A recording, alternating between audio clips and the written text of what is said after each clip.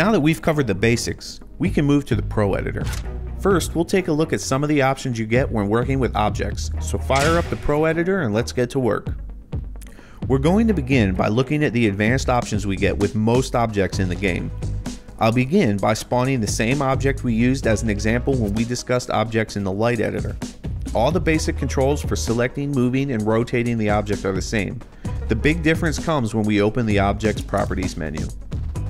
As in the Light Editor, if the item has variations, that'll be your first option. Scroll left or right to choose the variation you wish to use. Next, we have a few checkboxes that are not available in the Light Editor. These are pretty self-explanatory. Visibility determines if the object is visible or not.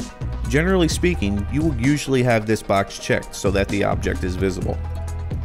Physics is the box you will check if you want the object to have dynamic physics. Checking this box means that when the object is within the physics range, it will react to outside forces more or less as it would in the real world. Lock to driving line does just that.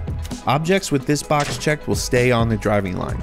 Keep in mind that for this to have any effect, the object must also have active dynamic physics. The next option on the list is Advanced Physics. This is the menu that will let you really get in there and manipulate how your object reacts when physics are active. If the object is breakable, you will first have hit points.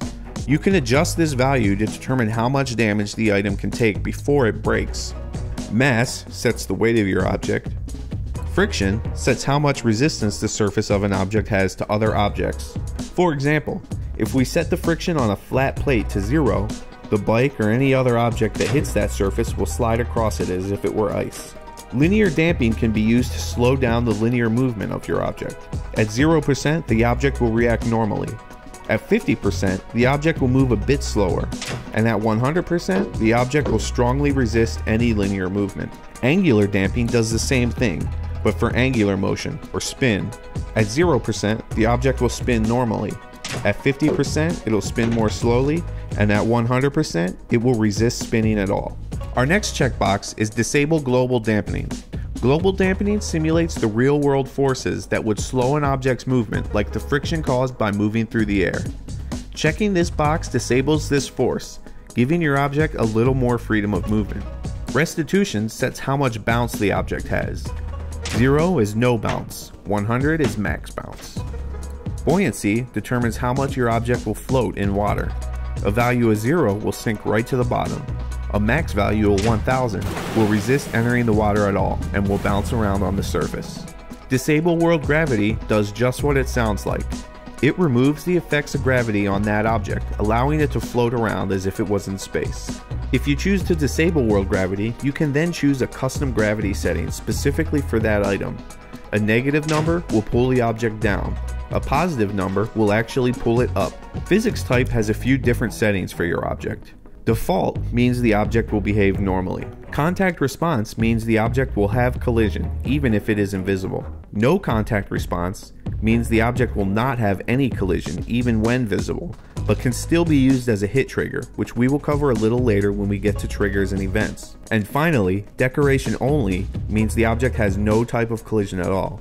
The main use for this is to improve performance if you have a lot of decoration objects that are slowing your track's frame rate. We have 3 more checkboxes to round out the Advanced Physics tab. Collision sound determines if the object's collision sound plays when it is hit by the bike or other objects. You can select Fast Object to prevent fast-moving objects from going through other objects. However, checking this box can also slow performance. Reset Position and Checkpoint Restart does just what it sounds like. If you reset your rider to the previous checkpoint, it'll reset that object to its starting position. Now that we're done with advanced physics settings, we can back out to the Object's Properties menu.